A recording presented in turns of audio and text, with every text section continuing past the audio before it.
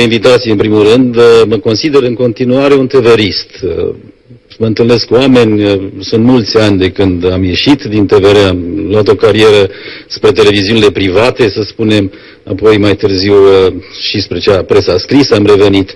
Dar mă întâlnesc cu lumea pe stradă și mă întreabă, mai sunteți la TVR? Cu ce emisiune mai faceți? Nu ați mai transmis de mult. Sunt mulți, foarte mulți ani, dar am rămas marcat pentru restul vieții. De 9-14 ani care te întreabă asta.